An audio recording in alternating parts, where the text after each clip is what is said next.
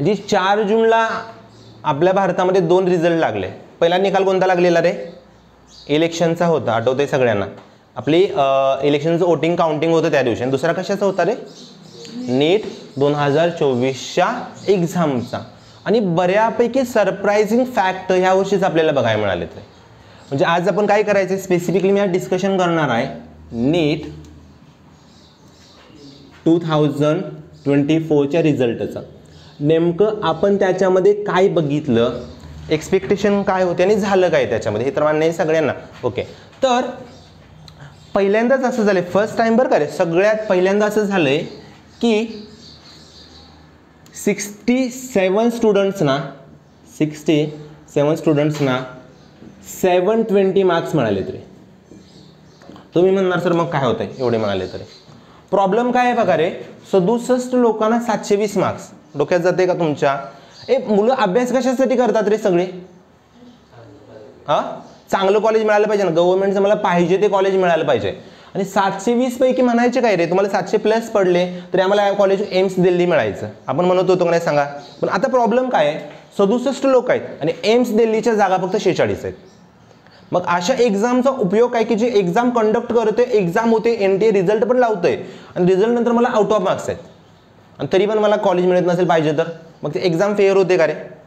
100% कुठं ना कुठं प्रॉब्लेम होतोय ना. म्हणजे आपण एक्झाम दिलतीच त्यासाठी मला एखादं चांगलं कॉलेज मिळावं.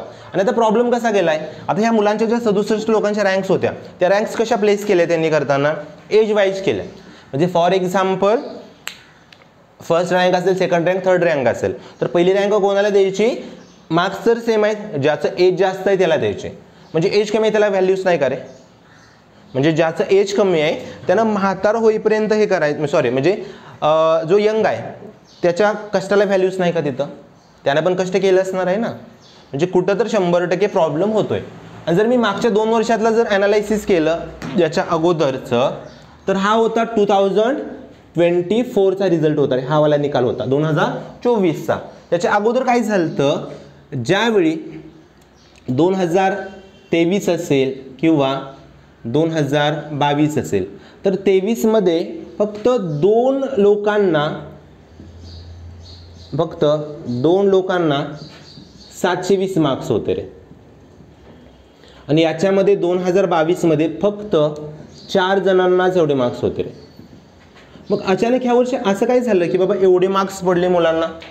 आणि हे जे 67 दिसतंय नाही 67 आकडा, त्याच्यामध्ये पण 6 मुलं अशी आहेत की त्यांना एक्झॅक्टली सेम सेंटरचे आहेत रे. पॉसिबल आहे का रे? एका सेंटरमधल्या मुलांना, आणि महत्त्वाचं म्हणजे त्यांचे रोल नंबर जवळ आहेत, लांब नाहीत असे नाहीत, जवळ क्लोज आहेत, रोल नंबर क्लोज आहेत त्यांना काय झाले बघा. याच्यामध्ये पण 2000 दिसते ना वरती, त्याच्यामध्ये पण ह्या 2024 साली बरोबर 8 विद्यार्थी आहेत रे, 8 स्टुडंट्स की त्यांचं सेंटर, एक्झाम सेंटर सेम आहे तिथं. सेम सेंटरवरून त्यांना एवढे मोठे मार्क्स मिळाले रे. प्रॉब्लेम येतोय ना? कळतंय तुम्हाला काय करतोय आपण, काय सांगतोय? म्हणजे एवढा मोठा स्कोर येतोय, मग एक्झाममध्ये कुठंतरी काहीतरी 100% प्रॉब्लेम होतोय रे. हे तर पहिलं क्लिअर झालं. आता मला सांगा, एवढं 720 मार्काचा पेपर कंडक्ट केला NTAनं, तर सगळ्यांनाच माहीत आहे एक क्वेश्चन चुकला तर 1/4 म्हणजे -1 होतो आणि बरोबर आला तर 4 मार्क्स मिळतात रे. पण पहिले 67 संपले, यांच्यानंतर जे पुढचे 2 जण होते रिझल्टमध्ये त्यांना मार्क्स मिळालेत, एकाला आहेत 719 आणि दुसऱ्याला पडलेत 718. हे पॉसिबल आहे? असे पडतील मार्क्स रे. एक सोपं कॅल्क्युलेशन आहे ना, सांगा सोपं गणित. आपण काय करतो, जर समजा तुम्ही 720 मार्क्सचा पेपर घेताय, आता इथंच मी पुढे कंटिन्यू करतो, याच्यामध्ये 720चा पेपर असेल आणि एका जर करेक्ट असेल तर किती मार्क्स मिळतात रे? याच्यामध्ये 4 मिळाले. इनकरेक्ट असेल तर 1 मार्क त्याचा रिड्यूस झाला, -1 करतो ना मी. बरं ठीक आहे, आपण केवढ्या मॅक्झिमम किती पडतात मार्क्स बघा याच्यामध्ये. ठीक आहे, 720 मी पकडलं. एखाद्या मुलाला समजा मॅक्झिमम पडले 720. जर समजा त्यानं काय केलं असेल, एक चुकवला असेल, एक क्वेश्चन समजा त्याचा चुकला, किती कमी होणार? एक चुकला असेल तर 1 कमी होणार आणि त्याच्याबरोबर प्रश्नाचे किती झाले? 4. म्हणजे टोटल कमी किती झाले? 5 कमी झाले. म्हणजे तो 715 पाडू शकतोय. 715 कधी पडले त्याला? जर इफ ही और शी अटेम्प्टेड वन इनकरेक्ट आन्सर. हे बरोबर आहे सगळ्यांना, बरोबर ना.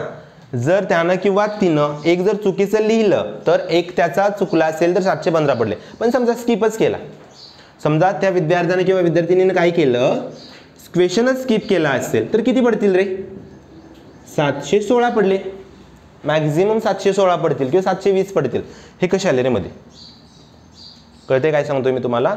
आणि ज्यावेळी याच्याबद्दल प्रश्न उठवले गेले, ज्यावेळी NTA ला याच्याबद्दल विचारलं की नेमकं काय होतंय असं, की असं का झालं, तर त्यांनी काय सांगितलं त्यांच्या स्पष्टीकरणामध्ये, यावर्षी आम्ही ग्रेस मार्क दिलेत रे.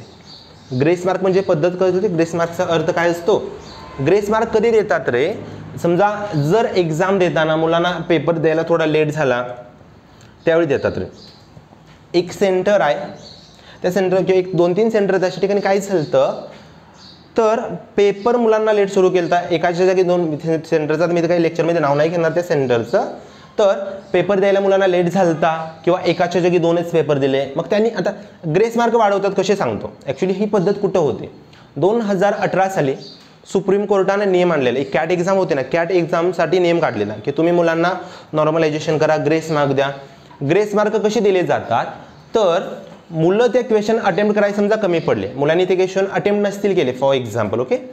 तर आता सुरुवात कशी होते, मुलांनी सुरुवातीला अटेम्प्ट केलेले क्वेश्चन, त्यांचं स्पीड, त्यांची ॲक्युरेसी बघितली जाते, मग राहिलेले क्वेश्चनना टॅली केलं जातं. आता प्रॉब्लेम कसा आहे, ज्यावेळी समजा तुमच्यापैकी कोण नीटचा पेपर देईल तेव्हा होतं कसं, नीटचा पेपर देताना मी प्रत्येक वेळी सांगतो, पहिल्यांदा मुलं कोणता सेक्शन उचलतात मार्क्स पेपर लिहिताना? कोणता सेक्शन असतो रे? बायोलॉजी, नंतर केमिस्ट्री, नंतर फिजिक्स घेतात रे. आता जर बायोलॉजी बघितलं तर मुलांचं स्पीड कसं असतंय? स्पीड जास्त आहे, त्यांची ॲक्युरेसी पण जास्त आहे. मग हाच क्रायटेरिया जर तुम्ही फिजिक्स आणि जर केमिस्ट्रीसाठी पुढे अप्लाय करत असेल तर 100% चुकीचं आहे ना. शक्यतो मुलं चुका कुठं करतात रे? मुलं चुका कुठं करतात? फिजिक्स आणि केमिस्ट्रीमध्ये त्यांच्या मॅक्झिमम चुका होतात, हे तर सगळ्यांना माहीतच आहे. मग तुम्ही काय करतायसा, त्यानं जो पहिला सेक्शन अटेम्प्ट केला त्याच्यावरती जर ठरवत असाल की पुढं त्यानं लिहिले ते बरोबर असेल, हे कितपत योग्य आहे?